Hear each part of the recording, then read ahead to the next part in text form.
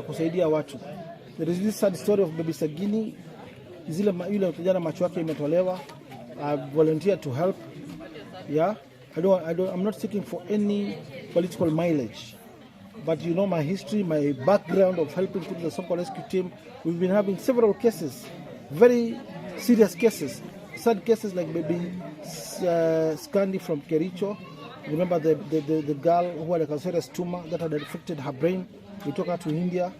Here in Kenya, you know what the doctors say, that the chances of survival for this girl were very minimal.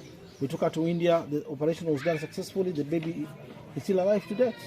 We have Baby Kaila. We took her to India. Yeah, the story was successful. Still there.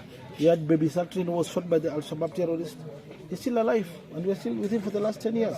So you cannot play PR for 10 years with somebody's kid.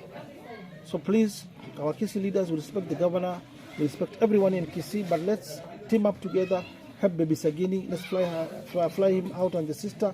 We give them serious medical attention, then we take good care of them. We all know what happened, what transpired. We all condemn the sad incident that transpired in Kisii. So as leaders, we should work together, forget our political differences, let's help Baby Sagini, forget about hiyo pozi ndogo ndogo ambayo iko pale.